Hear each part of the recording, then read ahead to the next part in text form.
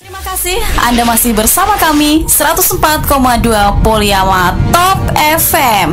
Poliama Top FM. Salam sehat.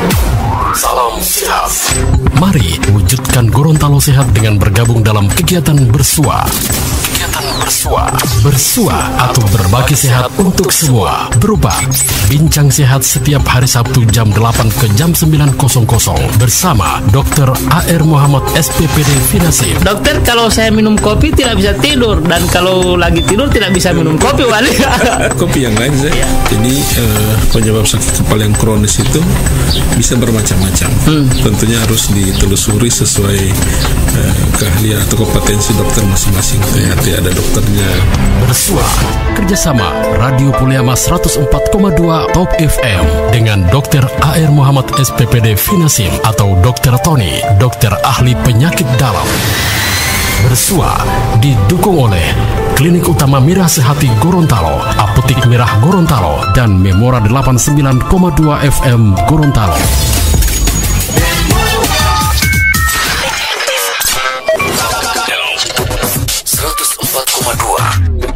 Poliama Top FM. Poliama Top FM. Para mitra Poliama, dimanapun Anda berada, di Mahaya balik lagi. Kita masih dalam program Bersua, berbagi sehat untuk semua. Seperti yang setiap sepekan ya, Bersua ini hadir seperti di pekan-pekan kemarin, hadir setiap Sabtu dari pukul 8 sampai dengan pukul 9 pagi.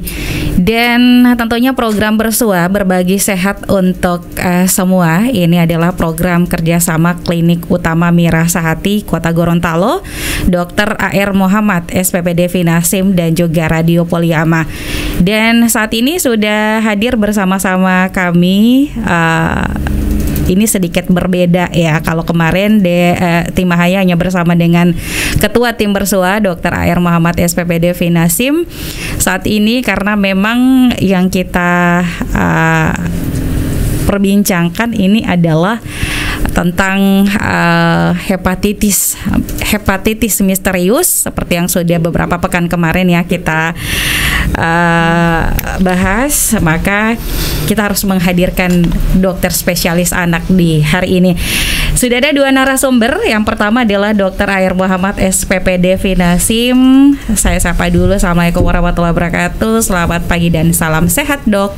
Waalaikumsalam warahmatullahi wabarakatuh. Selamat pagi, salam sehat. Sehat, Dok? Alhamdulillah. Alhamdulillah sehat. Oke, dan untuk narasumber yang kedua ini ada Dr. Iriani Siombo, spesialis anak. Selamat pagi, salam sehat, Dok. Selamat pagi, salam sehat untuk kita semua. Sehat ya, Dok? Puji Tuhan, sehat. Sehat. Alhamdulillah. Oke, dan pastinya di pagi hari ini seperti yang sudah diinformasikan sebelumnya tadi, kita akan mengetahui seperti apa hepatitis misterius. Kita menerima saja pesan berantai ya, katakanlah dari media sosial itu penyebabnya apa, terus juga sampai dengan jumlah kasusnya sampai saat ini berapa, dan lain sebagainya. Nah, untuk memperbincangkan hal ini tentunya dua narasumber ini akan menjelaskan secara detail, dan ini insya Allah bermanfaat untuk kita semua, khususnya untuk orang tua ya, karena hepatitis misterius ini menyerang ke anak. Tapi sebelumnya kita akan mendengarkan dulu pengantar awal dari Ketua Tim Bersua kami, Dr. A.R. Muhammad SPPD Finasim atau Dr. Tony. Dua lo, Dok. Ya, terima kasih Mahaya. Alhamdulillah kita kedatangan tamu istimewa pada pagi hari ini. Luar biasa, Dok. Senior kami, Dr. Iriani Siombo, spesialis anak. Beliau ketua atau kepala bagian penyakit anak di Rumah Sakit MM Dunda yang bertugas kira-kira 20 tahun ya. Nah, 2001 ya. Kan kita 20 tahun sekian. Saya 18 tahun. Menjelang 22. Iya. Oktober nanti 22. Ya, saya 20 kurang lebih. Iya. Jadi kami berdua ini cukup lama ya. Boleh dikatakan sesepuh di Rumah Sakit M.D. Lunda, dari yang hanya 2 gedung ya dok perawatan. Alhamdulillah berkembang sampai sekarang. Berarti dok, kalau masalah anak kredibilitasnya tidak perlu dipertanyakan lagi ya dok ya, karena luar biasa. Jadi pagi hari ini kita coba membahas satu isu lagi ya, karena sudah ada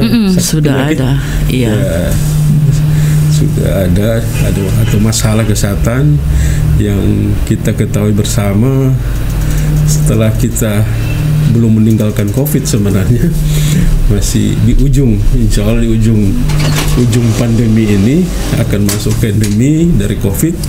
Tiba-tiba kita dikejutkan dengan penyakit baru lagi, sudah 2 malah. Kemarin hepatitis akut yang tidak diketahui penyebabnya. Di media sering menyebut hepatitis misterius karena belum diketahui sebab akibat. Nanti sebentar secara rinci dibahas oleh ahlinya. Jadi acara ini biasa setiap hari Sabtu, jam yang sama, jam 8 sampai jam 9, acara berbagi sehat untuk semua yang rutin kita lakukan dengan membahas topik-topik yang terkini dan topik umum. Tapi khusus pada pagi hari ini kita fokus pada hepatitis akut yang belum diketahui penyebabnya, yang dirangkaikan dengan Hari Bakti Dokter Indonesia ke 144 ya, tahun 2022 ini, yang insya Allah akan dibuka oleh pencanangannya oleh Bapak Bupati hari Senin siang kalau tidak salah, rangkaian kegiatannya. Khusus pada pagi hari ini kami mengambil kesempatan, kebetulan ada siaran rutin, makanya saya mengundang Dr. Iriani untuk sama-sama kita membahas lebih fokus pada penyakit yang baru ini yang belum diketahui sebabnya. Untuk itu lewat Mahya silakan untuk dilanjutkan. Terima kasih untuk Dr. Tony yang biasa kita sapa ya pastinya dengan Dr. Tony, Dr. A.R. Muhammad SPPD Finasim. Beliau ini merupakan Ketua Tim Bersua, dan seperti yang sudah disampaikan tadi, beberapa rangkaian kegiatan juga dilakukan oleh tim dokter tadi. Disampaikan dokter, peringatan hari apa tadi dok yang ke-144? Hari Bakti Dokter Indonesia. Hari Bakti Dokter Indonesia. Oke, dan kita kembali lagi ke topik hepatitis misterius. Kita langsung saja ke dokter spesialis anak. Seperti apa ini hepatitis? Yang kita ketahui ini ada hanya berupa ABC, dan dia sekarang sudah ada hepatitis misterius. Seperti apa itu dok? Mungkin kita butuh penjelasan, kita butuh penyegaran lagi terkait dengan info-info yang selama ini sudah kita terima melalui pesan berantai ini dok. Silahkan. Terima kasih. Jadi hepatitis itu sebenarnya infeksi atau radang di daerah hepar atau liver atau yang kita kenal hati. Ya, hati adalah salah satu organ tubuh kita yang cukup penting ya. Dan dia mengalami peradangan. Selama ini kita fokus ke anak ya. Jadi hepatitis akut pada anak yang unknown, belum diketahui, bukan tidak ya, kena optimis satu saat tahu. Belum diketahui sebabnya apa. Jadi intinya radang pada hati, terutama usia di bawah 16 tahun, yang penyebabnya sampai hari ini belum diketahui. Jadi sekali lagi, bukan tidak diketahui, belum diketahui. Artinya kita optimisme dengan teknologi ilmu pengetahuan satu saat akan diketahui ya. Oke. Itu terbanyak pada anak. Penyebabnya, penyebab hepatitis bermacam ya, tapi penyebab terbanyak pada anak antara lain adalah virus yang dikenal virus hepatitis A, penyebabnya B, C, D, E, malah ada yang G ya. Tapi untuk kasus ini yang pertama kali ditemukan tahun 2021 Oktober di Alabama, itu dideteksi sampai dengan di UK tahun 2022 itu dideteksi kelima virus ini dengan teknologi mereka yang kita ketahui pasti sangat canggih ya. Itu ternyata bukan kelima-limanya, dideteksi bukan kelima-limanya. Ya, jadi oleh karena itu WHO mencanangkan 15 April 2022 adalah sebagai kejadian luar biasa. Hepatitis ini artinya dia sudah merembet ke beberapa negara, bukan terbatas pada Alabama, UK. Malah di Indonesia nanti kita ini kan kembali diskusikan bahwa ini tidak diketahui sebabnya. Belum diketahui sebabnya. Oleh karena itu kasus ini ternyata seperti layaknya hepatitis bisa berjalan komplikasi sampai hepatitis fulminan atau hepatitis yang berat yang bisa mengancam kematian. Oleh karena itu kita bicarakan pagi hari ini, mudah-mudahan ini salah satu cara informasi ke masyarakat, sebab peran serta masyarakat menjaga lingkungan dan lain-lain untuk kita bagaimana melihat kalau ada tanda-tanda segera berkomunikasi ke fasilitas kesehatan. Saya kira begitu, Mbak. Iya, dan untuk ini kan belum diketahui, tapi kan memang ada gejala-gejalanya juga ya. Pada umumnya kan hepatitis ini kan memang sudah ada ya. Tapi yang misteriusnya ini karena belum diketahui lebih banyak menyerang ke anak. Nah, mungkin ada gejala-gejala yang bisa kita ketahui ketika anak ini mengalami hepatitis, begitu, Dok? Iya. Jadi intinya adalah kita katakan bahwa hepatitis yang unknown ini banyak di bawah 16 tahun, kita fokus ke situ ya, di bawah 16 tahun, dan gejalanya seperti lainnya penyakit hepatitis oleh sebab lain dengan gejala klinis yang terbanyak adalah 71% adalah ikterus atau kuning. Kuningnya bisa dilihat di mata ya, terutama di daya bintik putih mata itu, muka semua kuning. Jadi orang dulu mengatakan penyakit kuning ya. Iya, penyakit kuning. Kemudian gejala-gejala saluran pencernaan yang lain, sebab virus ini ternyata bergandeng dengan virus lain masuk melalui, terutama 90% melalui mulut. Jadi gejala gangguan saluran pencernaan mulai dari mual, muntah, nyeri perut, kadang sampai buang air besarnya berwarna dempul, warna kayak abu-abu, ya, tidak berwarna. Kemudian bisa juga disertai gangguan, ada demam, ya, dan sampai yang berat ada gangguan kesadaran, lemas gangguan. Jadi seperti layaknya dia punya ciri khas ini tidak spesifik. Palingan salah satu yang spesifik adalah ikterusnya, kuningnya itu, tapi gejala yang lain seperti gejala diare dan seperti gejala biasa ya. Gejala flu juga begitu kan, demam, kadang-kadang nyeri-nyeri otot. Jadi tetapi jika menangkap gejala ini pada anak di bawah 16 tahun, ada kuning, ada mual, muntah, sakit perut, demam, malah anak sudah nampak lemas, letargi. Kalau ditanyakan lagi buang air besarnya sudah satu dua gejala ini kita harus tangkap, deteksi tanpa harus kita menunggu 3 hari. Tidak menunggu, harus ke fasilitas kesehatan terdekat. Untuk dokter yang bersangkutan mengetahui, melacak ke arah tadi hepatitis yang unknown itu. Iya, biasanya kan kalau orang tua ketika anak mual, ketika anak demam atau diare itu kan biasalah, penyakit biasa seperti itu kan, menunggu beberapa hari dulu baru dibawa ke Paskes. Ini tentunya untuk saat ini dan seterusnya mungkin kita harus memperhatikan lagi ya, Dok ya, apalagi sekarang ada hepatitis misterius ini. Waspada. Iya, waspada. Jadi tidak usah takut, waspada ke fasilitas kesehatan terdekat.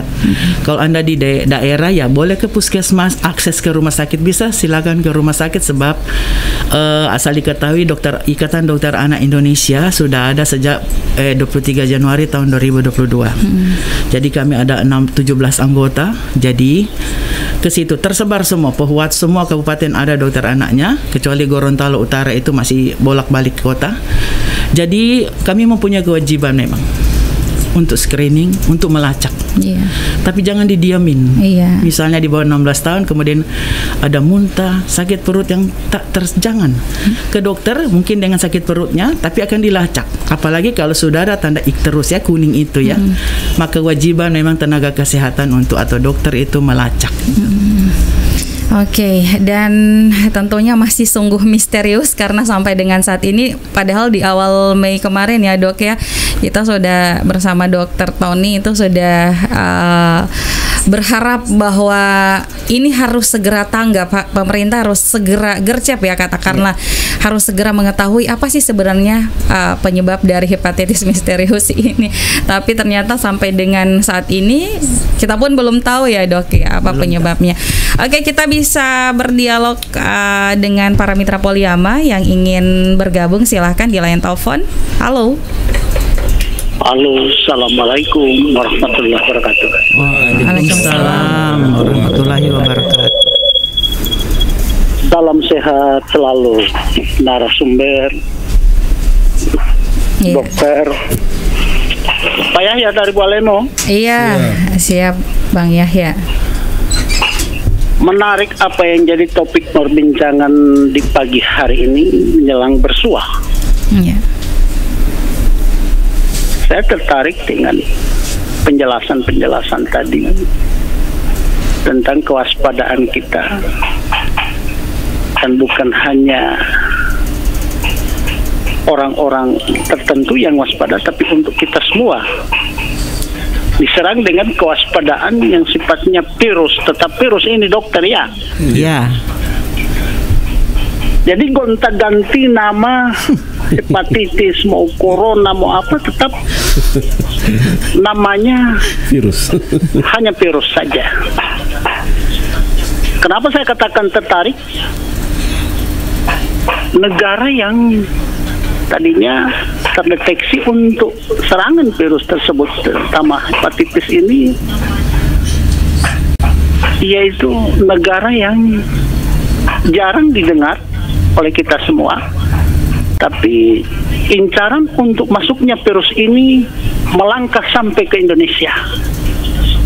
Kayak kita waspada dengan adanya virus corona datangnya dari Wuhan, tapi Indonesia masuk kategori negara yang urutan kelima dengan kewaspadaan virus tersebut. Nah, melangkah dari virus ini, dari negara yang dokter bilang tadi, negara Bama atau apa itu? Alabama. Tetap melangkah ke Indonesia. Jadi Indonesia ini adalah negara yang jadi bahan incaran virus. Kira-kira pakai tangga buat di Indonesia. Kemungkinan seperti itu, Mahaya. Dan kita semua warga Indonesia, mau dari pemerintah pusat sampai pemerintah yang di bawah dan rakyat yang ada di Indonesia, dikuras. Yang pertama dikuras adanya informasi virus dan lain sebagainya. Yang pertama adalah pemikiran, yang kedua adalah ekonomi, dan masih banyak lain-lain yang terkuras buat kita. Karena berpikir dengan adanya virus hepatitis adalah misterius, berarti menguras pemikiran kita semua. Bu dokter saja terkuras, apa ini sebenarnya? Padahal ini sudah dokter ahli. Karena adanya misterius ini berarti belum ada kejelasan misteriusnya, entah ini penyerangan seperti apa yang menyerang kita semua. Allahu alam, kita semua belum tahu, dokter ahli saja nggak tahu seperti apa misteriusnya virus itu. Ini yang menguras kita. Masih belum tahu. Iya, tapi tetap menguras, Mahaya. Terkuras pemikiran, dan nantinya ketika kalaupun pemikiran kita sudah menyatu dengan adanya penanganan virus dan lain sebagainya, pasti dampaknya ke ekonomi. Oke. Ya, makanya ini Bu dokter dan para dokter ahli-ahli, saya hanya berpesan. Secara pribadi, saya hanya berpesan, tolong dikaji secara matang-matang, jangan sampai kita kecolongan seperti corona kemarin. Boro-boro kita melaksanakan apa yang jadi aturan pemerintah dengan undang-undang yang harus ditetapkan. Jadi harus dikaji dulu, pengkajian dulu supaya tidak ada yang teriak-teriak. Makasih banyak. Assalamualaikum warahmatullahi wabarakatuh. Waalaikumsalam Pak Yahya. Bukan main. Luar biasa Pak Yahya. Semangat ini pemirsa apa dulu? tetap. Iya. Oh iya, pemerhati Poliama. Pemerhati Radio Poliama dari Mungkin segala bidang. Saya dahului dulu. Oke, silakan Dok. Dr. Iriani. Jadi terima kasih atas masukan sekaligus himbauan ya kepada kami petugas kesehatan. Memang biasanya begitu Pak Yahya. Satu hal yang baru, apalagi penyakit ini, makanya penyakit ini disebut hepatitis akut unknown. Unknown itu belum diketahui. Sama seperti COVID dulu, cuma kan COVID itu agak cepat diketahui di Cina karena terlokalisir ya di Wuhan, belum ada di tempat lain, langsung diperiksa dan ketemu virusnya. Ini kan sebarannya ada di Amerika, Inggris, di Indonesia, sehingga fokus. Itu bingung. Nah, dengan metode pemeriksaan hepatitis yang ada sekarang itu tidak terdeteksi atau belum terdeteksi. Berarti ada virus yang pada umumnya A sampai E itu yang alatnya sudah ada, itu tidak masuk dari A, B, C, D, E. Nah, mungkin dia nanti kalau ketemu jadi virus hepatitis F. Bisa jadi ya. Bisa jadi. Ini kan tinggal soal nomenklatur atau penamaan. Jadi bisa saja di kemudian hari 1-2 bulan ke depan ketemu virusnya jenisnya apa, ya mungkin dikasih nama virus F, hepatitis COVID F. Kemarin 19 itu kan 2019. Iya. Dengan Desember 2019 sehingga disebut COVID-19. Mungkin ini karena sudah nomenklatur hepatitis virus akut itu baru ada A sampai E, yang kemungkinan dikasih lanjut dengan F. Mungkin silakan Dokter Iriani melanjutkan. Oke, jadi kita langsung lanjut lagi ke Dokter Iriani untuk melanjutkan pertanyaan tadi. Silakan Dok.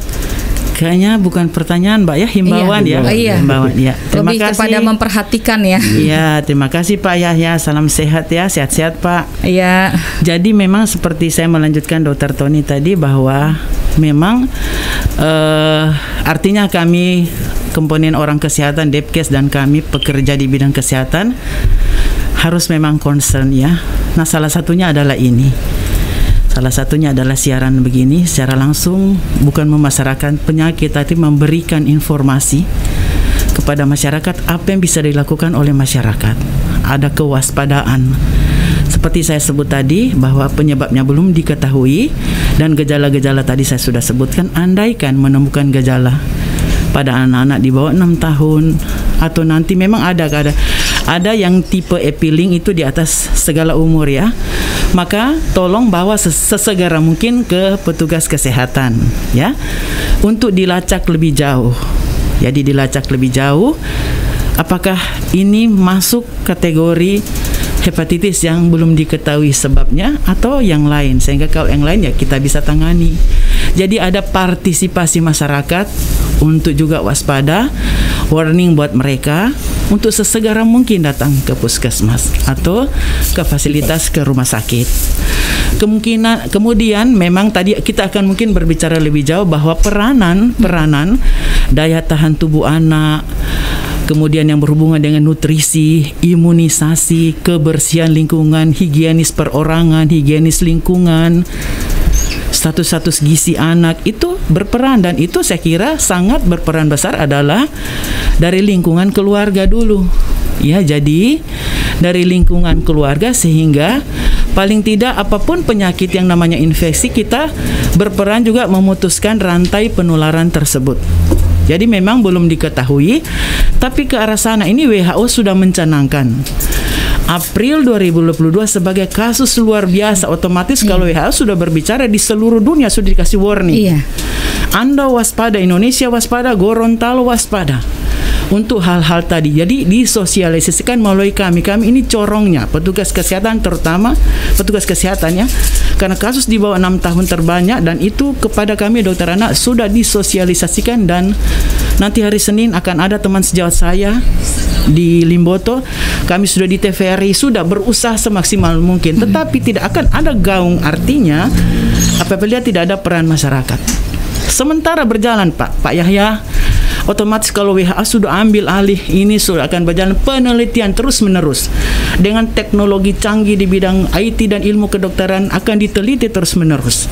Apa kira-kira penyebabnya? Tetapi di backup terus, dilindungi terus, karena yang sakit adalah liver, hati, maka ini harus di backup. Ya, harus di backup terus, apapun penyebabnya harus di backup, dan peran serta masyarakat itu sangat-sangat diharapkan. Ya, saya kira begitu kira. Oke, jadi itu. Bisa saya tambahkan sedikit. Oke, silakan Jadi, Dok. Memang pengalaman COVID kemarin itu kan khususnya di Indonesia boleh dikatakan tanda kutip agak terlambat Kecolongan ya. responnya. Tapi ini begitu diketemukan atau ditetapkan KLA.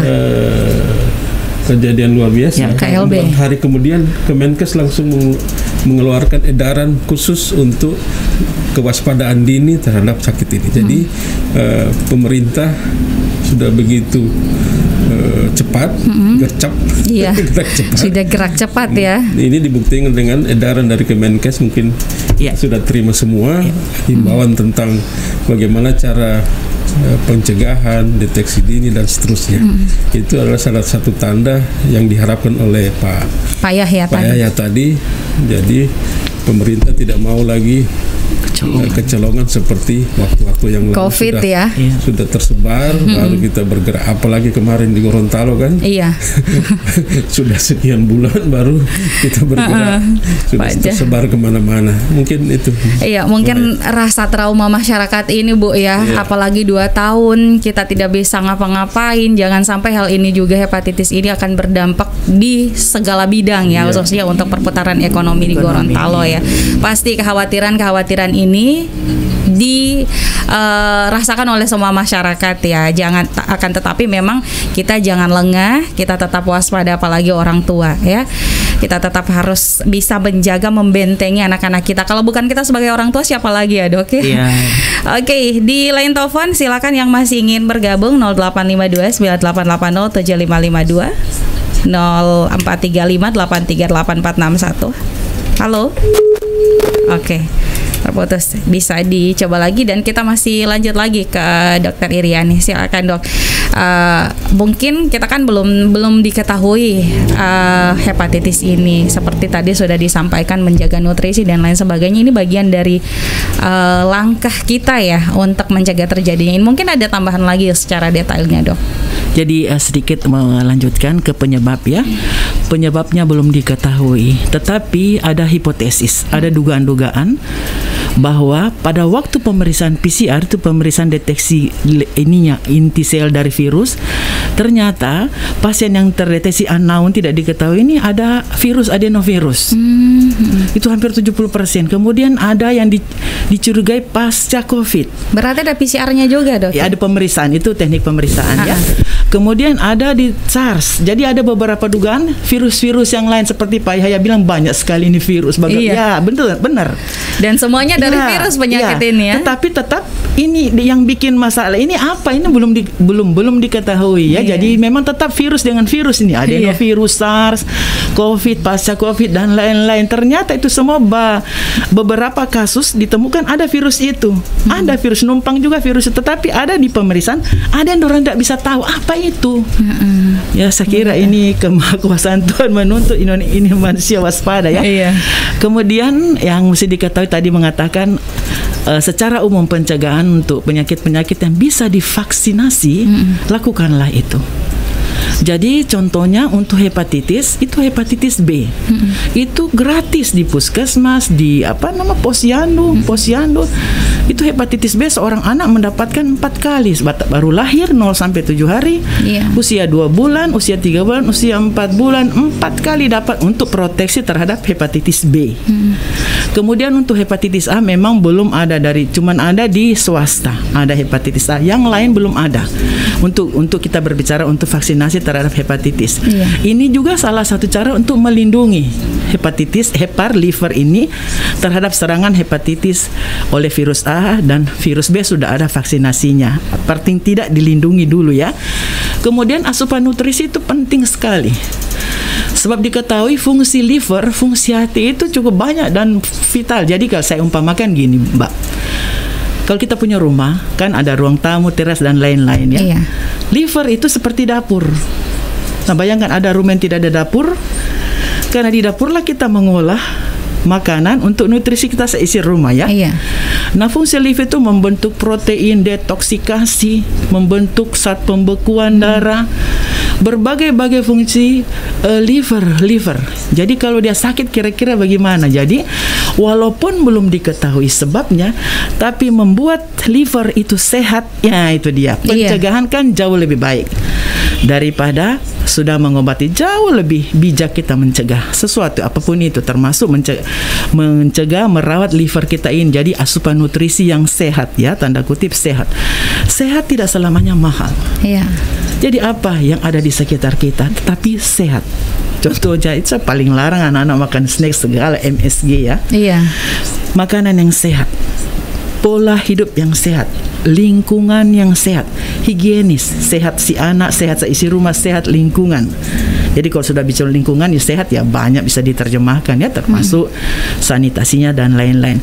Kemudian untuk anak, vaksinasilah, imunisasilah anak sesuai umurnya ke fasilitas terdekat mulai dari posyandu, puskesmas sampai rumah sakit. Jadi kita lindungi benar-benar ini liver, supaya jangan dia sakit oleh virus yang kita belum ketahui sebabnya ini. Jadi saya kira begitu Mbak ya. Ini yang begini ini membutuhkan partisipasi ya, partisipasi daripada orang tua, masyarakat secara umum. Gunakanlah fasilitas yang ada. Ya, jadi tidak ada alasan bilang tidak ada ini BPJS ada. Di posyandu tidak berbayar. Ya, jadi saya kira-kira begitu, Mbak. Oke. Terima kasih untuk Dr. Iriani, dan yang masih ingin bergabung kita tahan dulu. Saya mau menyapa dulu ini Dok, banyak yang sudah bergabung di streaming Facebook. Oh, streaming. Iya, selamat pagi yang ada di Asparaga. Ada juga yang bergabung dari Bolsel Desa Duminanga. Jauh sekali. Iya. Bolsel. Iya. Bisa monitor lewat streaming. Oh, streaming ya. Iya. Yang ada di Halmahera Utara juga Ternate Poli hadir. Selamat pagi, dan yang masih ingin bergabung di line telepon kita tahan dulu karena kita mau break dulu, Dok. Terima kasih Anda masih bersama kami 104,2 Poliama Top FM. Poliama Top FM. Para mitra Poliama, kita masih bersama lagi di program Bersua, berbagi sehat untuk semua. Tentunya masih dengan dua narasumber kami di pagi hari ini, dan untuk acara interaktif Bersua berbagi sehat untuk semua ini adalah kolaborasi dengan Ikatan Dokter Indonesia Kabupaten Gorontalo dalam rangka HBDI tahun 2022. Tentunya masih dengan topik ataupun pembahasan kita di pagi hari ini, hepatitis akut misterius. Kita kembali lagi ke Dr. Iriani. Ini kan tadi disampaikan terkait dengan karena adenovirus tadi ya, Dok. Saya mungkin tertarik, mengapa sih wabah hepatitis anak itu dianggap tidak biasa? Apa karena memang adenovirusnya ini atau gimana, Dok? Tidak biasa, maksudnya memang hepatitis yang tidak diketahui sebabnya ini luar biasa menurut saya, karena penyebabnya belum diketahui, tetapi ini hipotesa. Hipotesis penyebabnya. Ini makanya menjawab Pak Yahya punya tantangan untuk mengetahui ini. Beberapa hipotesis antara lain adalah gabungnya dengan adenovirus. Adenovirus ini kenapa dia itu banyak virus ini dia tinggal, dia nyerang, dia masuk pertama di daerah adenoid itu, kalau Mbak tahu itu amandel ya. Di situ di daerah adenoid. Nah, jadi oleh karena itu kenapa sering pada anak-anak ya, pada usia anak ya, imunokompromis, daya tahan tubuh masih rendah.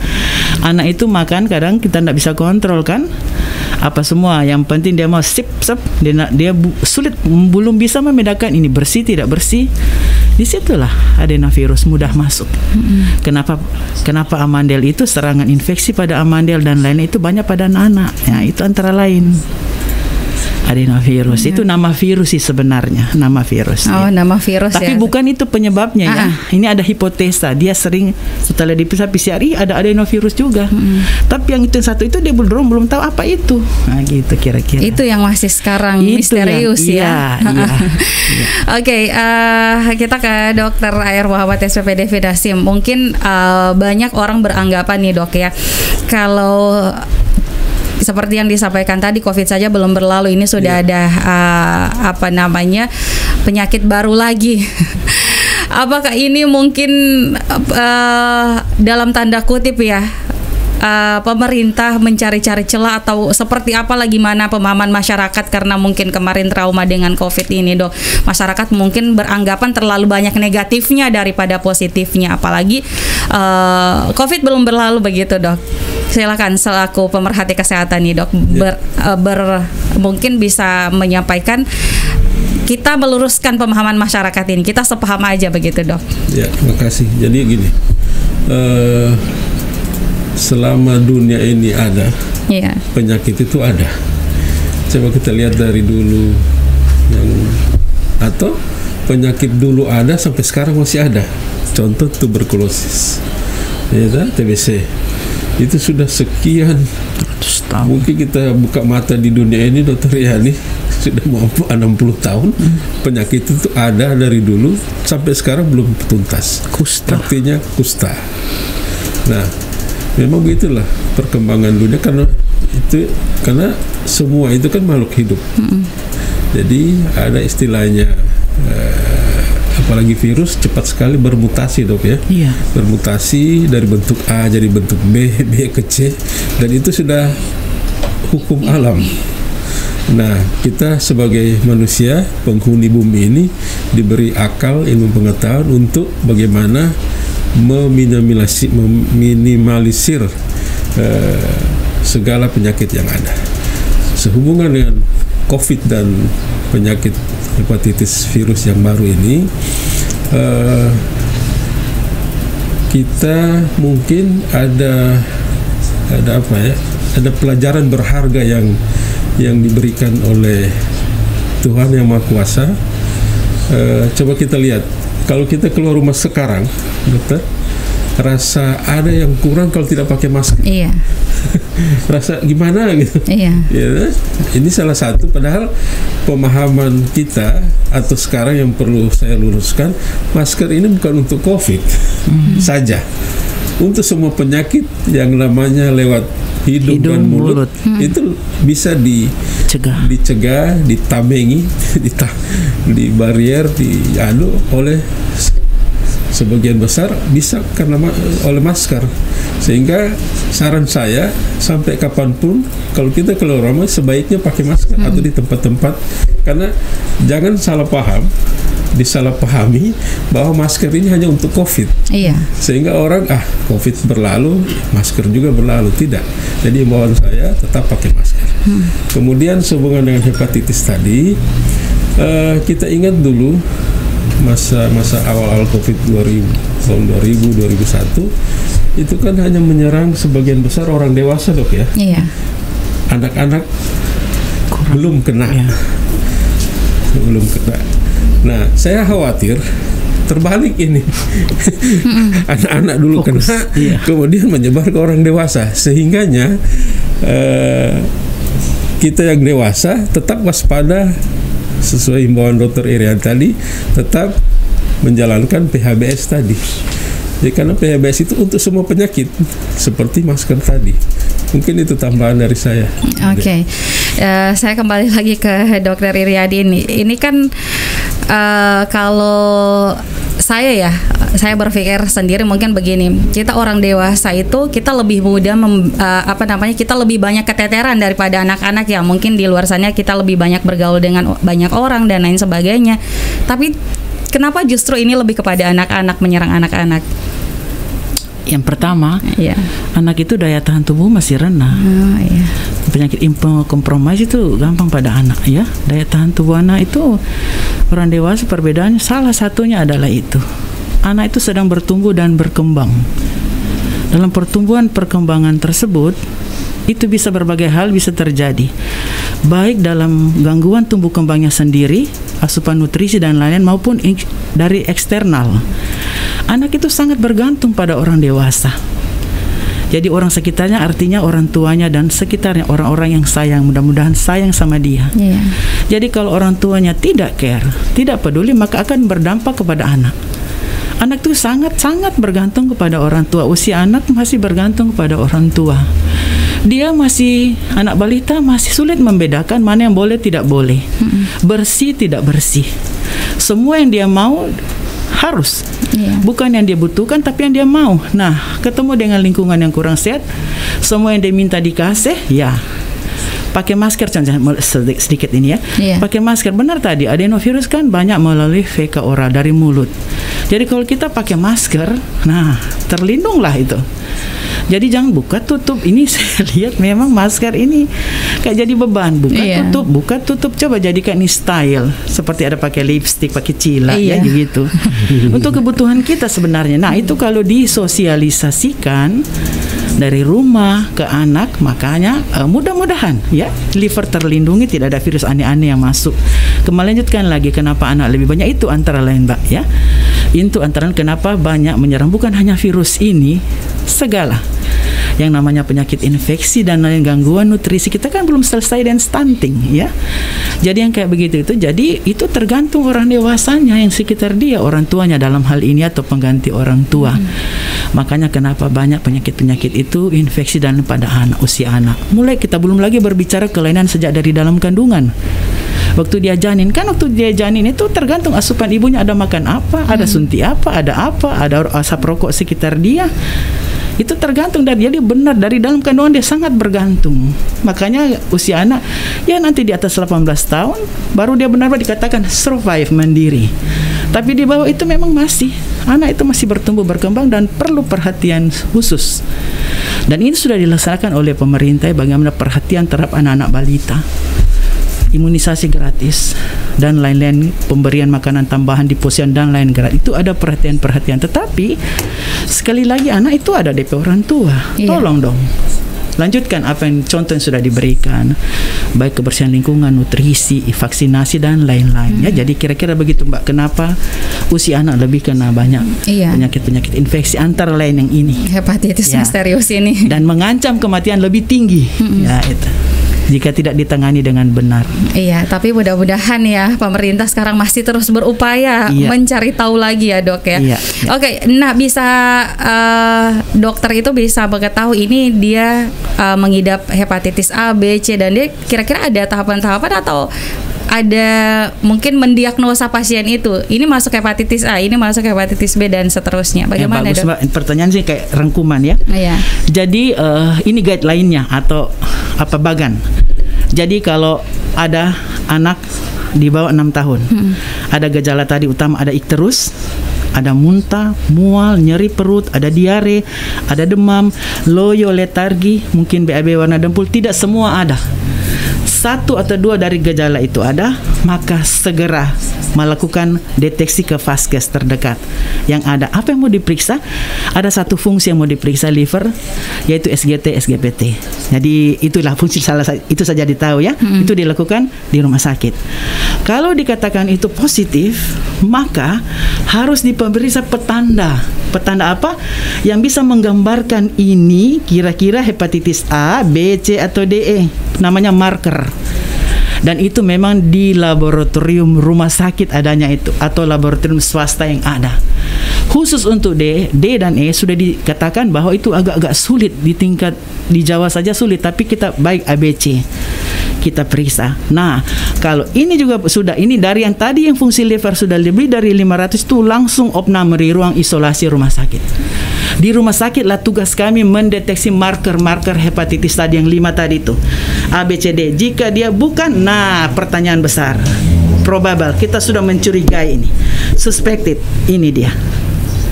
Setelah itu diopname, diperiksa yang lain-lain untuk membackup jangan sampai dia masuk pada perdarahan. Ada beberapa komponen yang akan diperiksa, waktu perdarahan, dan lain diperiksa. Apalagi anak bisa jatuh pada anak sudah kesadaran menurun.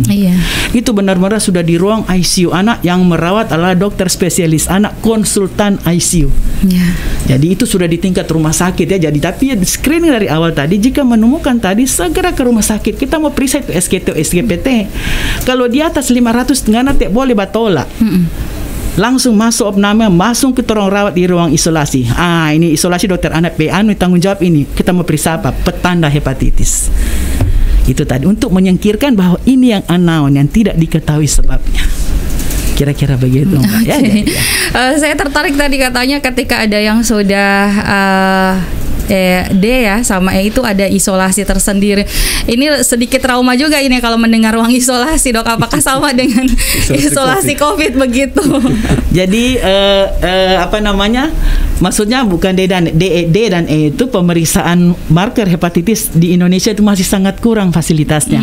Tapi sama-sama harus dideteksi 5 ini. Nah, sekali sudah dapat di SGT, SGPT diperiksa ini biar di puskesmas diperiksa lebih dari 500 opname, tidak ada alasan di ruang isolasi. Nah, ruang isolasi yang layak, kedap udara dan lain.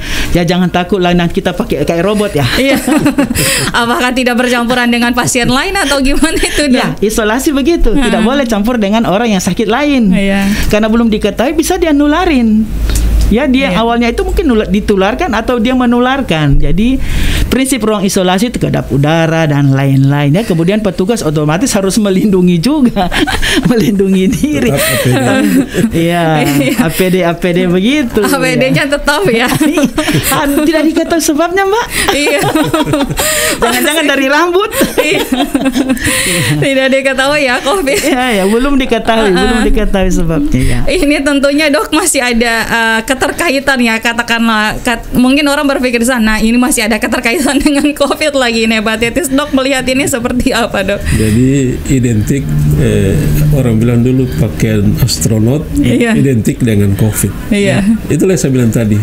COVID ini memberi pelajaran banyak ke kita semua, termasuk petugas kesehatan, Dok ya. Dulu mungkin kami berdua ini jarang pakai APD, ya dah. Tapi sekarang harus. Karena untuk semua penyakit sama dengan masker tadi. Nah, kembali ke hepatitis tadi, bahwa semua penyakit itu yang paling utama dan obat yang paling utama adalah pencegahan. Nah, pencegahan itu macam-macam, termasuk sosialisasi demikian seperti ini. Itu adalah salah satu upaya dalam rangka edukasi masyarakat umum lewat media massa. Dan insya Allah hari Senin, Dok ya, hari Senin kita ada talk show. Mungkin Mbak Dea bisa nguping di sana tentang salah satu topiknya hepatitis. Jadi kami coba dari Ikatan Dokter Indonesia bersama Ikatan Dokter Anak di Provinsi Gorontalo mencoba memberi kontribusi yang salah satunya pada hari ini bagaimana masyarakat paham tentang salah satu penyakit yang baru. Baru dan misterius. Baru di Indonesia tahun 2022 baru April 2022. Jadi setelah Lebaran mungkin itu ya, akhir Ramadan. Akhir Ramadan. Iya. Jadi kita lagi bersenang-senang dengan Idul Fitri. Datang kabar gembira. Kabar gembira yang bikin duka. Kabar gembira yang menciptakan duka. Jadi sekali meninggal 3, itu kan meninggal 3 itu meninggal. Jadi baru temu kasus 3 meninggal. Nah, kembali tadi bahwa semua penyakit, termasuk apalagi penyakit-penyakit yang lewat makanan, itu sebenarnya lebih mudah dicegah daripada lewat pernapasan. Karena makanan kita bisa tunda, pilih tunda. Tapi kalau bernapas tidak bisa ditunda. Makanya COVID itu cepat sekali tersebar karena kita saling memberi napas. Seperti kita di ruang ini kan. Kalau di antara kita ada yang COVID, mungkin 1-2 hari apalagi Pepi tidak pakai masker. Untuk kita bertiga pakai masker. Jadi makanya himbauan kan di ruang tertutup pakai masker. Biar di ruang terbuka tapi banyak orang tetap menggunakan masker. Jadi itu beberapa tips yang bisa saya sampaikan. Oke, dan tentunya juga, Dok, tidak terasa ini. Iya, pas. Waktunya sudah jam 9. Ya, kita ke closing statement dulu ke Dr. Iryadi. Silakan, Dok. Terima kasih. Hepatitis virus yang banyak menyerang anak saat ini di bawah 16 tahun yang belum diketahui sebabnya. Optimis kita ya, satu saat akan diketahui sebabnya, tapi harapan seiring itu kasusnya menurun. Jadi benar, pencegahan jauh lebih baik daripada sudah pengobatan. Bagaimana kita menciptakan lifestyle yang sehat, dimulai dari dalam keluarga. Jadi dalam keluarga anak-anak maupun bapak mamanya, oma opa, bagaimana pola hidup yang sehat, lingkungan yang sehat, makanan yang sehat. Jika dapat fasilitas vaksinasi dilakukan, vaksinasi hepatitis juga vaksinasi corona kalau memang sudah sesuai dengan ketentuan atau umurnya. Kemudian waspada. Jadi kalau sudah menemukan gejala-gejala yang saya sebutkan tadi, kuning, mual muntah, diare, nyeri perut, tidak harus semua. Jika ada itu, apalagi ada kuning, sebab kuning 71% gejala utama pada virus ini, segera ke fasilitas kesehatan terdekat. Puskesmas nanti dia lihat apakah perlu dirujuk ke rumah sakit untuk mengetahui fungsi livernya tadi yang lebih dari 500. Kalau ada kita langsung masukkan ke ruang isolasi. Rumah sakit sudah harus siap untuk menerima pasien-pasien yang tercurigai diduga untuk mengarah ke hepatitis ini. Saya kira begitu, mudah-mudahan segala sesuatunya baik adanya dan Tuhan tidak akan memberikan cobaan melebihi kemampuan kita, saya kira. Terima kasih, mudah-mudahan masyarakat yang sempat mendengar ini mendapat suasana segar baru untuk informasi kami berdoa. Terima kasih. Iya, terima kasih. Terakhir Dok, silakan. Terima kasih. Tadi saya sudah sempat sentil tentang COVID. Dulu itu kan sebagian besar yang kena di awal-awal itu kan orang dewasa. Ya, anak-anak itu kan mungkin nanti heboh-hebohnya di 2021 awal, sehingga tercetuslah atau diwajibkan imunisasi pada anak, vaksin pada anak. Nah, saya takut ini berbalik, dimulai dari anak-anak pindah ke atau sama-sama dengan dewasa. Sehingganya tadi saya sebutkan bahwa pencegahan itu adalah obat yang paling utama sebenarnya. Sehingga tadi dikatakan Dr. Iriani, pola hidup bersih dan sehat itu yang paling utama dari seluruh kegiatan atau pencegahan dari penyakit tersebut. Oke, terima kasih banyak untuk waktunya Dr. Iriani, terima kasih banyak Dr. Ayer Muhammad juga terima kasih banyak, dan tentunya interaktif bersua berbagi sehat untuk semua untuk pekan ini kolaborasi dengan Ikatan Dokter Indonesia Kabupaten Gorontalo dalam rangka HBDI tahun 2022. Dan tentunya dengan harapan kami dari materi yang sudah disampaikan, topik di hepatitis akut misterius ini bisa memberikan satu edukasi baru khususnya kepada kita orang tua untuk lebih memperhatikan pola hidup bersih dan sehat ya. Insya Allah kita bisa bersua lagi Dok di lain waktu dan lain kesempatan, program bersua berbagi sehat untuk semua. Kerjasama Klinik Utama Mirasati Kota Gorontalo dan Radio Poliama, Dr. Ayer Muhammad SPPD Finasim Timaya pamit, Dr. Tony dan juga Dr. Iriani. Assalamualaikum warahmatullahi wabarakatuh. Selamat pagi, sampai jumpa. Selamat pagi.